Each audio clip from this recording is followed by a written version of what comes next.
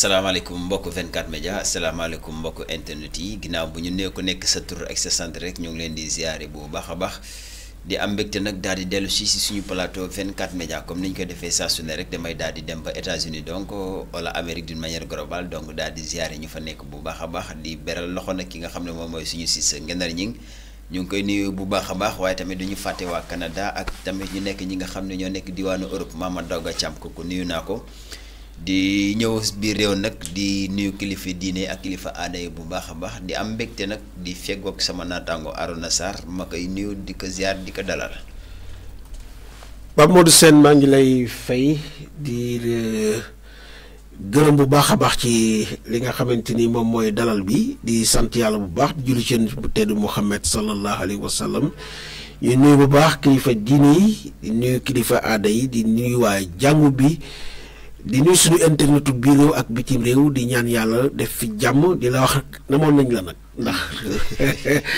war ngaa wax gars yi fan nga demoon ak ci loo nekkoon Pape xanaa nekk si yu tëyi rek comme niñ koy waxee yu tëy daal moo ñu téye woon mais sant yàlla ñu ngi woon si jàmm bu baax a baax xanaa kay xëy na emploi du temps bu xaw a xat tuuti rek ndax yiite yu bari yi waaye yàlla tax na nag yàlla dogal nañu ñëwaat ak jàmm ak salaam en tout cas ma leen di naan namel bi fi la ëppee woon. di am mbégte bu baax a baax tamit di retrouver li nga xam ne moom moo nekk plateau bi ak micro bi. donc comme ni mu ko junjee sànq rek dañuy daal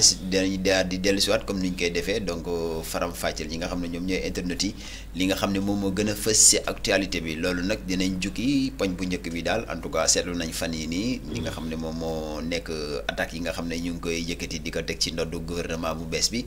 bañ ci paree tamit dinañ waxtaane li nga xam ne moom moo nekk génn Ousmane Sonko bi nga xam ne def na ko niki démb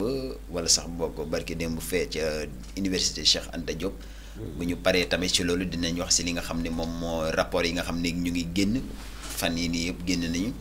buñ ci paree tamit dinañ en tout cas wax ci li nga xam ne wala sax bokk ban jàngat la ñuy def si li nga xam ne moom mooy tukki nemmeeku bi nga xam ne président Diomaye mu ngi koy def ak ki nga xam ne moom moo nekk Ousmane Sonko. bu ñu paree si loolu dinañ wax ci wàllum sport dinañ wax nag ci li nga xam ne daal soxal na wàllum làmb ji. poñ yi fasaar moom lañ fas yéene en tout cas jukkee ñi nga xam ne ñoom ñuy seetaan. mu nekk ay poñ yu am solo yoo xamante ni jàpp nañ ne mooy poñ yi en tout cas di def actualité. waaw bu ko defee rek poñ bu njëkk bi en tout cas Sarr fan yii nii seetlu nañ nag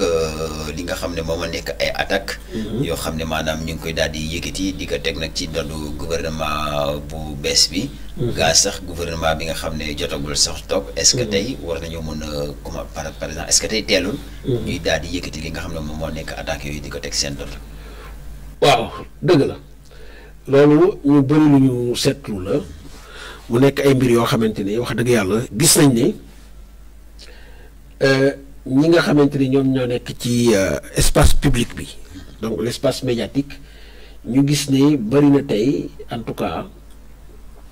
ay plateau rajo wala ay plateau télévision yoo xamante ni dañ ciy gis ay attaques yoo xam ne généralement dafay jëm directement ci autorités yu bees yi mais liñ ci mën a seetlu bu njëkk mooy d'abord ñoom war nañu sant yàlla Pape Modou Sène sant yàlla bi mooy ñii liñ leen nangul moom la régime bi dem loolu la leen bañaloon loolu rek déjà signe la boo xamante ne c'est une respiration en tout cas de l'espace médiatique c'est-à-dire que nit ñi am nañu la plénitude dem ci plateau de télévision yi wala ñu dem ci rajo yi wax li nga xamante ne moom la ñu xalaat donte mën nañu discuter ci contenu bi nga xamante ne moom la ñuy wax parce que quand même bu caaxaan jeexee di attaquer le nouveau régime ci yenn mbir yi jàpp naa ne non seulement teel na mais amul benn logique parce que déjà ñi nga xamante ne ñoom ñoo dem lépp loo xamante ni yàqu-yàqu la lépp loo xamante ne en tout cas tax na sénégalais yi di souffrir mën nañ jàpp ne ñoom ñoo ko fi bàyyi c'est le lourd héritage du régime précédent moom la en tout cas ñii fi nekk tey ñoom lañ jànkuwanteel secteur boo mënti jël nag muy la cherté des denrées de première nécessité wala nga jël li nga xamante ne moom mooy en tout cas le foncier ce qui se passe dans le littoral ak yeneen partie réew mi yoo xamante ni gis nañ fa ay yàqu-yàqu yu bëri ci wàllu foncier bi mais également dans d'autres secteurs que ce soit donc la santé l'éducation loolu yëpp c'est un héritage boo xamante ni métti boo xamante ni wax dëgg yàlla il va falloir li nga xamante ni moom mooy régime bii fi toog tey du temps pour que ñu mun di ko jukki pour mun di ci indi li nga xamante ni moom mooy saafara yi war mais ci wet bi aussi dañu gis ne donte c'est de bonne guerre parce que tey ñi nga xamante ne ñoom ñoo continuer di attaquer le nouveau régime ñoom ñoo fi nekkoon démb rek Pape Modou Sène di charger opposition bi donc la ñu newoon juguñu ca ba léegi te loolu nag ñoom wax naa ko sànq war nañu sant yàlla parce que bu fekkonte ni dañu mel ni comme ñi dem tey jii ay signaux dinañ naaw parce que l'histoire de Walfadjri est assez récente on a vu que à chaque fois que Walfadjri en tout cas di wax li am di relayer la vérité sur le terrain on a vu l'attitude en tout cas du régime en place ni nga xamante ne moom la doon def ak ñoom mais à ma connaissance gisaguma CNRA araftu benn organe de presse te wax dëgg yàlla li ñuy wax ci organe de presse yi mënees na quand même bu doon dans la logique le CNRA dina jóg dankaafu leen parce que c'est des attaques contre le premier ministre c'est des attaques contre le président de la République alors que ñoom wax dëgg yàlla délai de grâce bi ñu leen waroon a may c'est pas encore épuisé nañu waxante dëgg parce que nag la cherté des prix des denrées de première nécessité loolu boo leen waxee ñu ne la Macky Sall 18 jours la def wàññi ko mais nañ xool le comment nan la def pour wàññi ko le président n'a pas hésité wax nañ ko fi à prendre l'avion dem fi nga xamante ne moom mooy France pour ñu jox ko xaalis te nañ waxante dëgg ku la abali bët fu ko neex lay xool te dañoo toll foo xam ne France waratuñu prêter le flanc ba mu am fu mu ñu jàpp téye ñu parce que li fi nekk rek dafa doy parce que accords yi nga xamante ne am nañ ko les institutions internationales nga xamante ne sur certains aspects yoo xam ne ñoom ñoo koy financer c'est une véritable problématique boo xamante ne régime bi fi nekk moom lay jéem a xool nu mu ko lijjantee ba loolu en tout cas ñu mun a tekki suñu bopp ci accords yooyu ba mun a am la plénitude de nos actions li nga xamante ne moom lañ bëgg a def ñu def ko ci teeyaayu bakkan mais waruñ cee yokk leneen donc nañu bàyyi le régime mu waxtaan avec tous les acteurs yi nga xamante ne ñoom ñoo seq mbir mi pour que lii nga xamante ne moom mooy en tout cas les prix des denrées de première nécessité mu a wàññeeku dina wàññeeku mais jusqu'à quand foofu la débat bi war a nekk parce que yow bu fekkee ne lépp li ngay consommer 80% voire 85% li ngay consommer da nga ko jéggaani mënoo a priori wax ne prix bii la ko nit ñi jënde parce que ñi la koy jaay ñoo lay imposer seeni prix donc li nga mën maintenant pour mu jéem ko wàññi mooy nga subventionné te xam nga ni am réew mënul dëkk ci subvention donc souveraineté bi nga xamante ne moom la Ousmane Sonko ak président Bassirou Diomaye woote suñ leen ci bëggee jàppale il va falloir que ñun aussi ñu xam ne li ñuy lekk faw mu doon loo xamante ne ñun ñoo koy béyal fi lañ koy produire et tant qu'on n'a pas réussi cette prouesse je dirais pas prouesse parce que lu mën a nekk la parce que Sénégal nag yàlla dénk nañu loo xam ne war naa mën a tax lépp loo xamante ne dañ koy jëfandikoo war nañ ko mën a waaw muy ceeb xam nga ne la vallée dala leer ne buñ ko exploité woon ni mu waree Pape Modou Sène on n'aura plus besoin d'aller chercher du riz ailleurs kazalika noonu ci pepp yi muy suuna dugub ak yooyu yëpp xam nga ne la zone du Saloum c'est vraiment endroit bu propice la pour que en tout cas ñu béy fa loo xamante ni réew mi dina ko mën a jëfandikoo donc muy leneen ak leneen ak leneen ak leneen donc loolu nga xamante ne nag moom mooy cette souveraineté alimentaire il faut que aussi sénégalais yi accompagnent ci les nouvelles autorités nangoo delluwaat ci suuf si l'État aussi accompagner li nga xamante ne moom mooy les paysans dootuñu waxati paysans agriculteurs la ñu war a dem c'est-à-dire moderniser li nga xamante ne moom mooy nos méthodes culturelles fexe ba en tout cas mu mun a répondre aux normes modernes yoo xamante ne dina permettre wax dëgg yàlla ñu am ay rendement yu mag yoo xamante ne dina mun a absorber li nga xamante ne moom mooy la demande donc du peuple sénégalais je pense que foofu lañu ne et d'ailleurs Ousmane Sonko l'a dit faut que ñu répondre noonu je te donne un autre exemple jëlal xaru tabaski yi est-ce que Sénégal réew bu toll nii 18 millions d'habitants te c'est 18 millions yëpp ñooy jënd xar. Est-ce que avec tout ce qu'on a àll yu ne yàmbalang am nañ ndox am nañ naaj mun a en tout cas développer une politique d'élevage boo xamante ni dañu permettre ñu am lépp loo xamante ne xar la c'est-à-dire que au moment où nous sommes ce n'est plus normal que Sénégal di jéggaane ay xar Mali Sénégal di jéggaane ay xar fi nga xamante ne moom mooy Mauritanie wala Gambie wala feneen donc loolu yëpp ay piste de réflexion yoo xamante ne je pense que le projet bi tax ñu fal Bassirou Diomaye àdduna ci wax na ci donc nañu xaar nag le projet là ñu développé ko parce que jusqu'ici fi may wax yow projet bi démarré gul mën nañu wax ne ñii ils sont en train d'expédier les affaires courantes le temps d'avoir en tout cas les éléments pour mun a dérouler li nga xamante ne mooy le projet parce que projet dafa am fu lu muy sukkandiku pour ñu mun koo doxal donc loolu en tout cas mooy mais dama jàpp ne c'est très tôt vraiment bëgg a jël le régime en place chargé ko sëf ko ne dafa yéex ak donc livre solution Ousmane Sonko bi xanaa nekk fi et cetera je pense que quand même ñii même bu dee 1 an war nañ leen ko mën a may le temps que ñu teg lépp en place pour mun a doxal li nga xamante ne moom mooy doon en tout cas les solutions préconisées pour que sénégalais yi mun a génn ci situation bi nga xamante ne ci lañ ne mais dans une certaine mesure aussi wax naa ko c'est normal hein parce que ñi koy def nii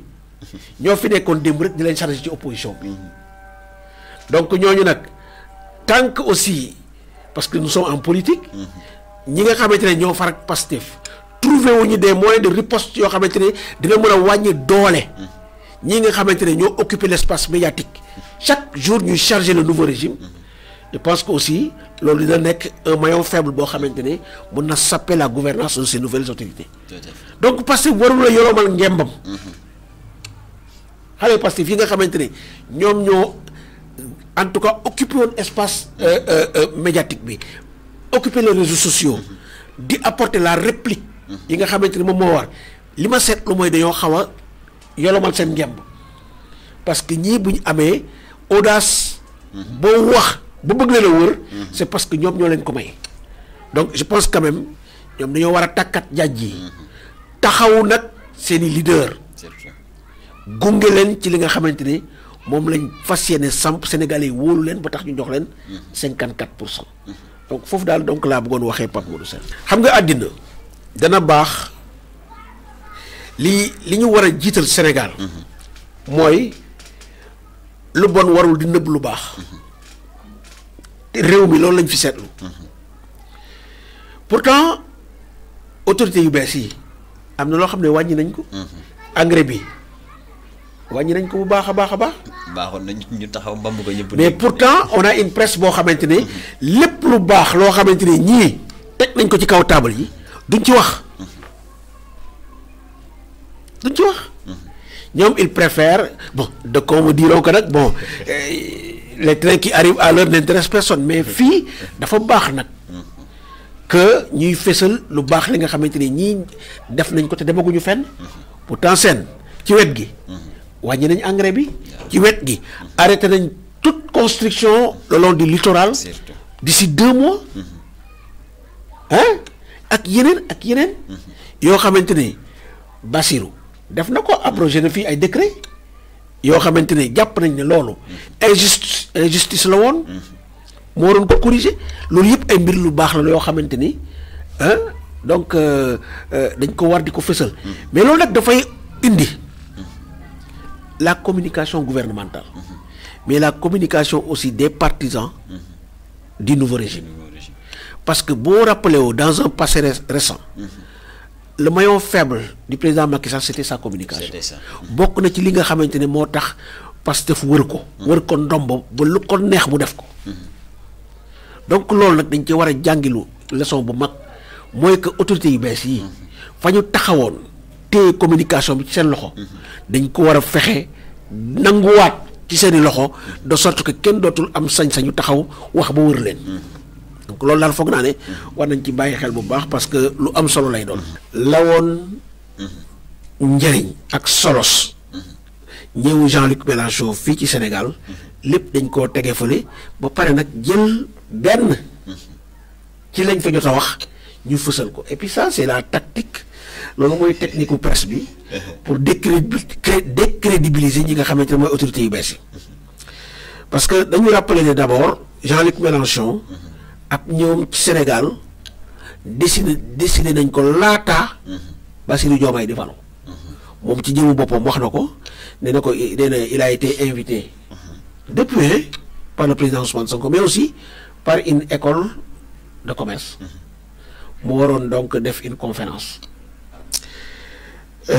donc pour wax juste que ni c'est pas le gouvernement du Sénégal moom moo invité Jean-Luc Mélenchon mais c'est le responsable de PASTEF le président de PASTEF parce qu'il faut aussi ñu def ñu daal di xaajale mbir yi c'est-à-dire que c'est le président de PASTEF qui a invité Jean-Luc Mélenchon et d'ailleurs ci costume boobu la demee université et il l'a dit te boo xoolee sa sécurité presque mën nañu wax ne sécurité bi muy yor buy dem ci ndajewu Pastef moom la yóbbu bàyyi lépp loo xamante ne état def ko laal donc loolu d'abord Sénégalais yi seetlu wuñ ko parce que presse bi bëgguñu loolu feeñ mais loolu mooy li am mooy dëgg alors bii ñu ñëwee aussi am na ay mbir yoo xamante ne y a des choses qui sont invitées dans les débats c'est la question de l'homosexualité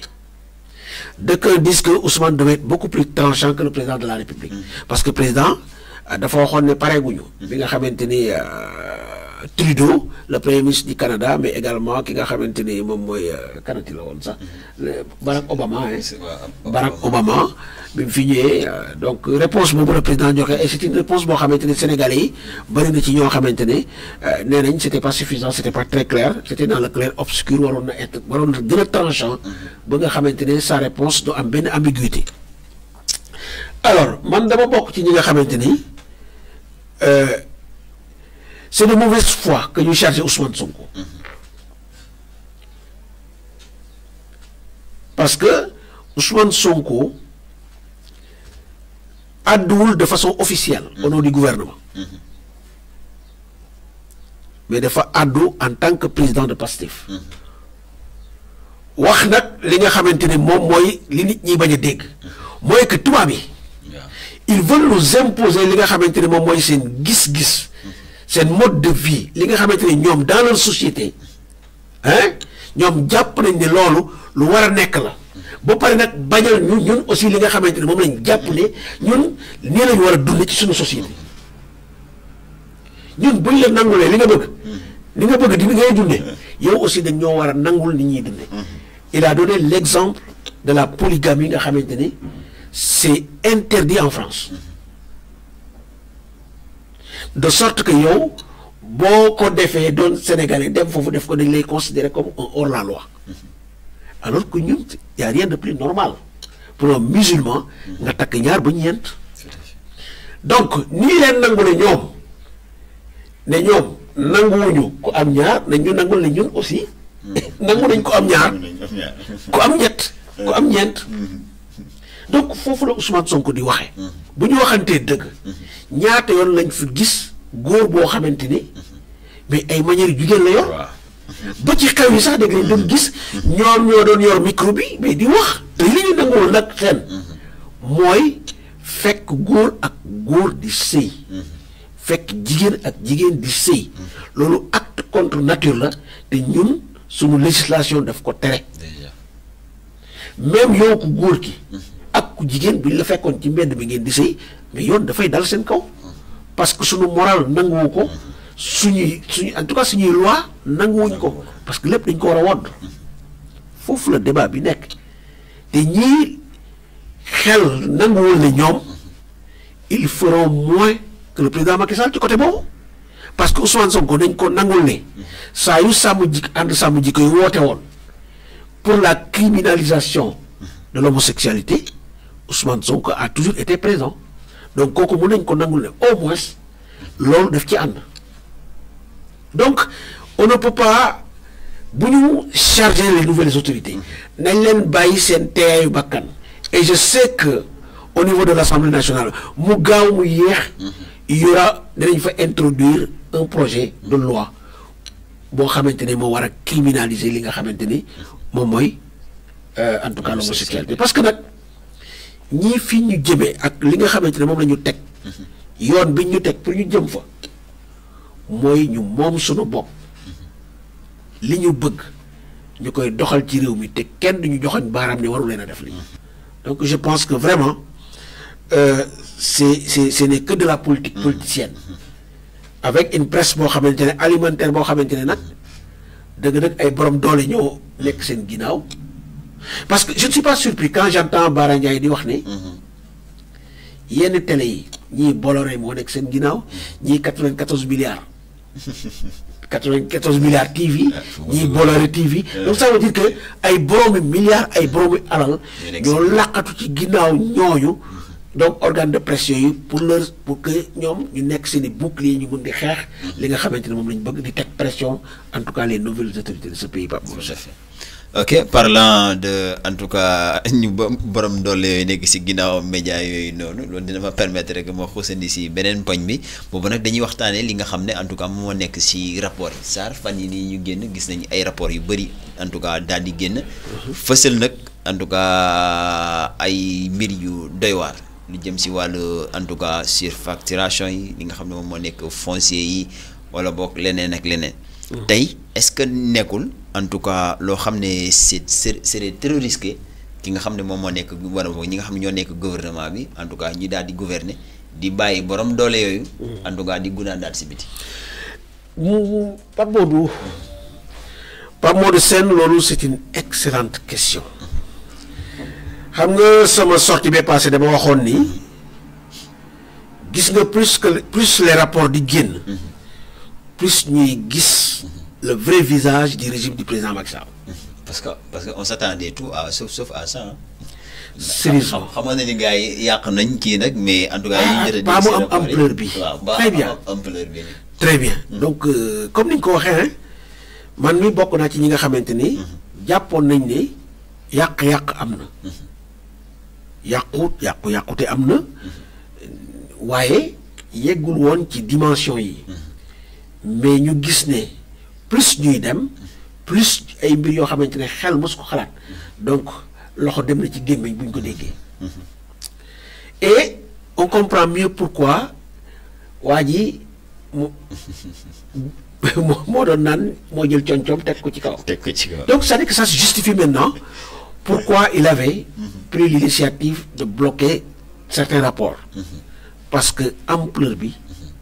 fi mu yegg jéggi na dayoo. mais waa ji aussi bu mu doon bloqué yenn rapport yi xanaa boog am na rapport yoo xam ne tegul woon si table bi parce que day bu ñu demee ba aéroport international Léopold Sédar Senghor kay ñu fay tabax ci kaw piste bi. xanaa boog xel warta mën a nangu ne kay waa ji gisoon na yooyu. Pape Modou Sène dañuy wax ne le président de la République c'est l'homme le plus informé de ce pays. mais xam na ko. président Macky Sall amul dara lu ko ci lii gis nga le foncier moom ci boppam moo taxawoon wax ne réclamation yi muy jot yëpp foncier moo ci ëpp boo ñëwee le cas de l'aéroport Pape Modou Sène kan moo am sañ-sañu dem di caxatee aéroport lu président Macky Sall yëbut d'autant plus que c'est un aéroport international moo fa nekkoon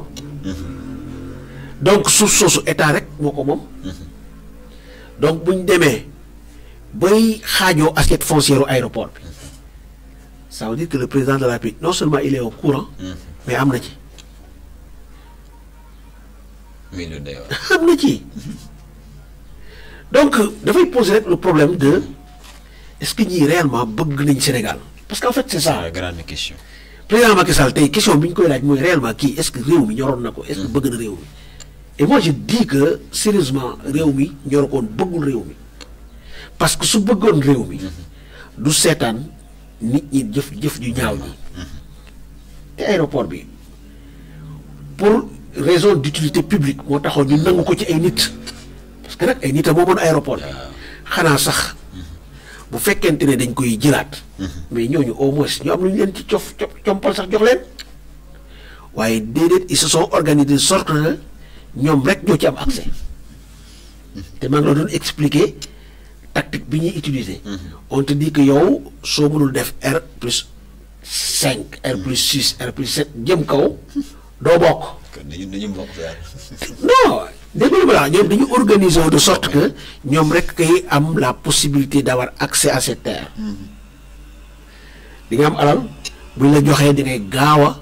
tabax. da ko mooy ñu nangu ci say loxo. donc gis nga ndëgg sërëx yi ñu teg.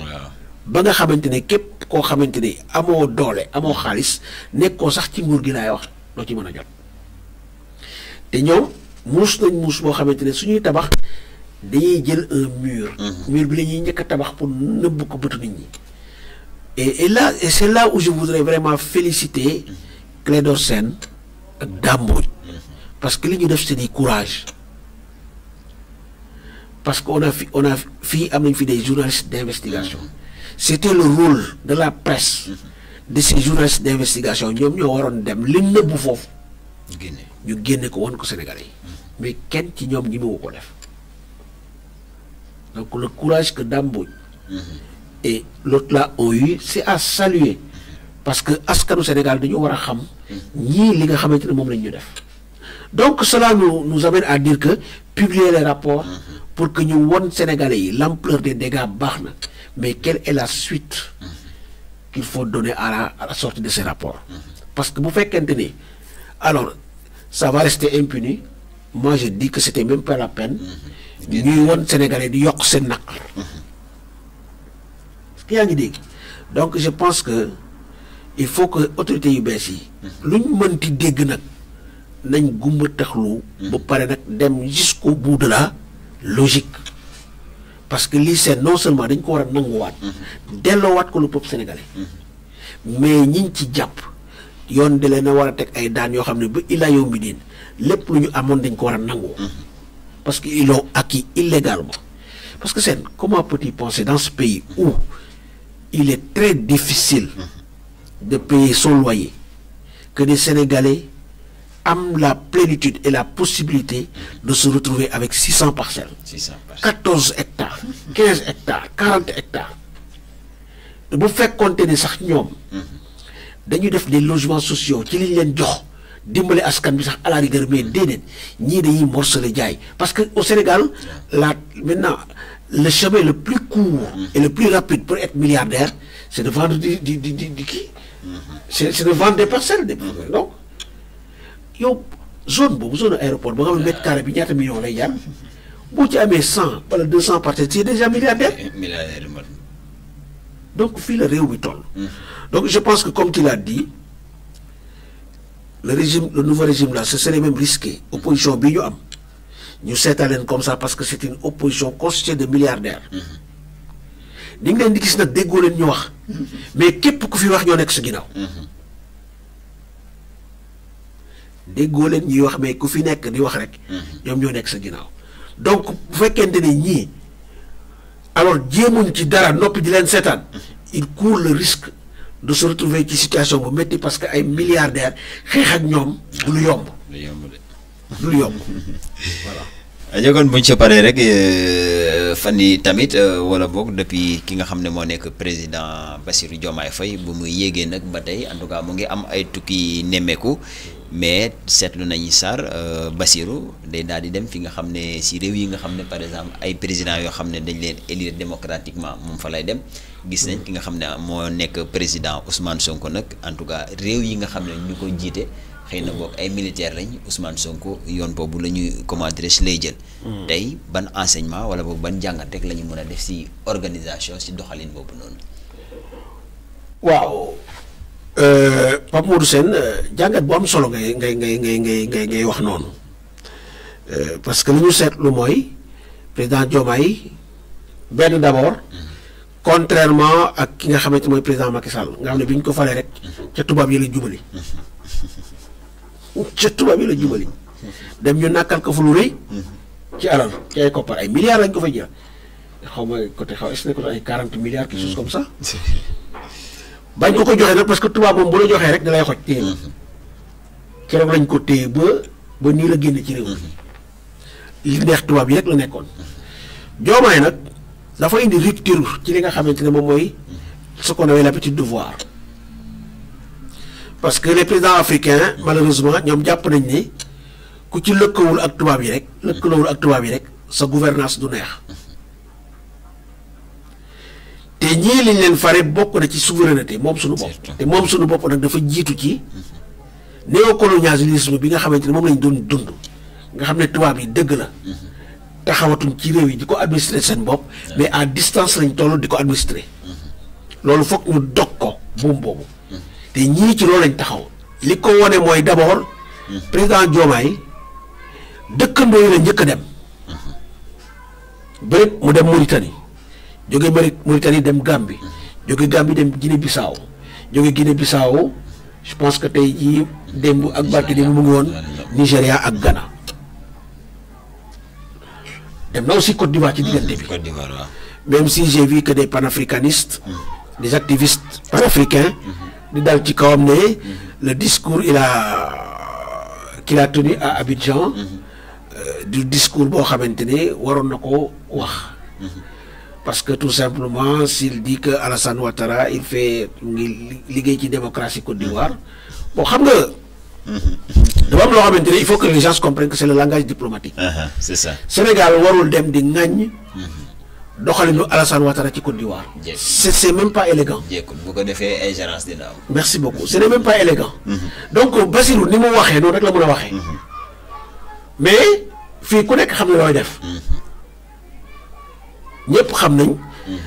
proximité bi am diggante Emmanuel Macron avec la France ak ki nga xam ne mooy Alassane Ouattara loolu kenn du ci wax. mais loolu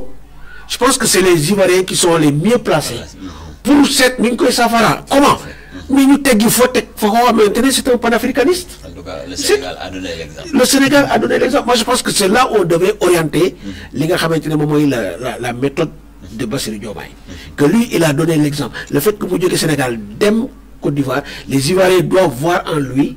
en tout cas un exemple qu'il est venu montrer qu'il est venu vendre aux Ivoiriens pour que ñoom à leur tour ñu élire un président jeune mais un président qui porte les aspirations du continent africain. Moi je pense que loolu moo am solo donc Diomaye il est dans la diplomatie alors que Ousmane Sonko moom dañ ko jox wàllu panafricanisme bi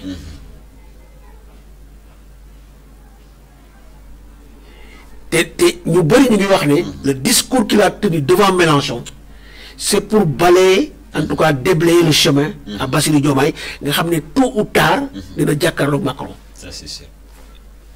donc Ousmane Sonko moo am tâche boobu moom moo war a dem au niveau en tout cas africain ci ñi nga xam ne ñoom lañ jàpp ne c'est des putschistes moom moo war a wax ak ñoom parce que en fait bëgg-bëgg yi soreewul la seule différence c'est que nous on a privilégié la voie des urnes alors que ñeneen c'est les armes qu'ils ont privilégiées pour venir au pouvoir mais boo xoolee les aspirations africaines c'est les mêmes donc je pense que man bokk naa ci ñi nga xamante ne j'applaudis en tout cas sur la démarche de ces nouvelles autorités pour en tout cas asseoir li nga xamante ne moom mooy la nouvelle vision politique du Sénégal aux yeux de l'Afrique et aux yeux du monde. Pape Modou Sène. Tout à fait. aja bu ñu xuusandi rek jëm ci li nga xam ne moo nekk wàllum tàggat yaram dañuy wax nag ci li nga xam ne rek moom moo dégg ci en tout cas làmb ji waaw su ma nee làmb ji nag sax xam naa sax dina dem si Tapha Tine fan yi ñu weesu gis nañ Tapha Tine ba tax na moo xam naa koy wax si ay mbiram moom war nga xam ni ngi siy demee bon foofu nag ki nga xam ne moom a nekk Aziz Ndiaye en tout cas nekk promoteur bu mag a mag fii ci Sénégal di tëgg ay làmb nag Sarr fan yi def na benn en tout cas sortie daal di def annonce boo xam ne est-ce que tey Aziz war na am taxawaay boobu ci biir làmb ji. jërëjëf Pape Modou Sène man li ma lay njëkk a tontu mooy déedéet parce que ku déglu waxam ji rek li ngay njëkk xalaat mooy kii dafa taxaw pour xeex le roi des arènes du kenn ku dul Modou Lo bu ñu delloo tuuti ginnaaw Modou Lo a été très clair wax na ko ci benn je crois c'est un site de la place une chaîne YouTube de la place ne digganteem ak Balla Gaye c'est fini moom xale yi lay jox loxo. il a été clair te ku nekk xam na diggante Aziz Ndiaye ak Balla Gaye. son plus grand rêve c'est de faire revenir Balla au sommet de l'arène donc fexe ba mu nekkaat roi des arènes. néew ma nag du am waaye du doon luy yombati. donc vraiment bu ñu gisee mu wax ne combat bi dafa fas yéene defal couronne kii daan danañ ko takkal couronne empereur defal ko trône empereur donc gis nga désordre bi nga xamante ne moom la bëgg a indi ci en tout cas taxaw ci wàññi doole wala boog en tout cas dévaloriser le titre de roi des arènes bi nga xamante ne Modou Lo moo ko yor man dama jàpp ne c'est pas élégant parce que moom moo waroon na sax laqatu ci ginnaaw keneen mais moom ci jëmu boppam waru ko woon wax vu sa proximité avec le lutteur Balla Gaye nga xamante ne bi mu daanee Modou Lo on a vu une vidéo de Aziz boo xamante ne wax dëgg yàlla mais il s'en donnait à cœur joie bég ci kontaan ci donc tey ji bu taxawee bëgg a def loolu alors ñëpp dañuy xalaat ne rek wax dëgg yàlla le fait que Modou Lo téye fii ba léegi en tout cas moom mënu koo wannaasu te loolu nag dafay indi quand même le titre de roi des arènes il faut ñu delloo ko ses lettres de noblesse parce que bu ñu rappelé woo bi ko Manga 2 di doon boobu CNG moo ko organisé woon encadré ko de sorte que titre roi des arènes dafa amoon sens mais tey da ngay xëy rek ne lay ni cëpp sa jaar-jaar demoon noonu nga daan ki ko yor rek ñu ne yow yaay roi des arènes parce que man alors que yow mi ko doon sax am na ñoo xamante ne daal nañ la mënoo leen a daan parce que man Sarr foofu laa bëggoon ñëw dama bëggoon wax ne tey est-ce que xel nangu na un promoteur mën a jóg naan day joxe ay titre roi des empereurs or que CNG nga xam ne moom mooy en tout cas moom mooy juge bi en tant que tel ne fi kon tey bu ñu doon war a mën a joxe ay titres est-ce que waruñu mën a jaar ci CNG moom mu joxe ko mais seen li nga wax rek mooy dëgg c'est vrai que moom laa la wax ne il faut que CNG taxaw arrêter Aziz Ndiaye donc CNG moo war a jëlaat le titre de roi des arènes def ko yëfam di ko organiser ci période bi mu ko neex c'est vrai que bu ñu leen yow yaay roi bi dañuy am période boo xamante ne ci ngay remettre le titre en jeu xaw ma nag ban formule la ñuy adopté est-ce que ce sera une très grande journée boo xamante ne day am ay éliminatoire ba ba ñuy yegg ci final ba kii daan jël ko parce que mu ngi mel nii rek lamb sans frappe bi les gens dañuy confronter da nga gis benn mbër bu bëri 5 combats dans la journée pour jël li nga xamante ne moom la ñu teg est-ce que noonu la war a demee donc c'est ay piste de réflexion la yoo xamante ne dafa war a permettre le CNG mu jëlaat mbir mi di ko organiser ba de sorte que bu ko defee kenn du ci am loo wax mais amul benn promoteur bu war a arroger wu en tout cas les je sais pas les pouvoirs mën a joxe le titre d'empereur des arènes wala boog xawma roi des arènes titre empereur bu ñëwee demee li roi des arènes très bien day wàcc très bien est-ce que moom li muy wax parce que ku ko dégg empereur des arènes dafay féete kaw li nga xamante ne moom mooy roi des arènes et je pense que loolu amul benn logique et je pense quand même que le CNG war na ci mën a addu quel que soit nag doole bi Aziz am parce que nag xam nga boo ko seetloo moi je n'ai rien contre Aziz sérieusement je sais que il a beaucoup investi dans ce pays et c'est un opérateur économique boo xamante ne bokk na ci développement réew mi te dañ koy ñaanal yàlla gën ko sàmm gën a sécuriser ses investissements parce que il est en train de jouer sa partition dans le développement économique de ce pays loolu dañ koy nangul bu fekkee ne yaa ngi rappelé wu Pape Modou Sène Aziz dafa ne woon dafay bàyyi làmb que sëriñam su ma juumul moo ko wax ne pour mu bàyyi je crois Abdoul Aziz Sy Al Amine la woon koy ñaan yàlla mu yokk ay leeram alors moi je pense que li bàyyi di def ce n'est ni plus ni moins Aziz moo ne ci ginnaaw comme mënatu la fis te wax ndax waxoon na ne mënatu la dootul day bàyyi lam nañ jàpp ne Aziz ne ci ginnaaw rek parce que wax ji mu wax bàyyi ko waroon wax dëgg waxu bàyyi la woon de. Baye c'est le promoteur donc kon moom peut-être pour bañ di ne waaw kii moom moo ne woon sëriñam moo ko def lii xëy na moo tax rek mais ñëpp mun xel mun naa nangu ne moo nekk ci ginnaaw Baye tous ces combats qui sont en train d'être ficelés moom moo ci nekk ci ginnaaw rek donc moi je pense que vraiment du cëram et que na fexe ba mbëri yëpp vraiment mu yemale leen doonte nag nit ak nu mu mënti ne faw nga am foofar moom digganteem ak Balla moom kenn du ci werante wax dëgg yàlla mais bu mu inélégant au point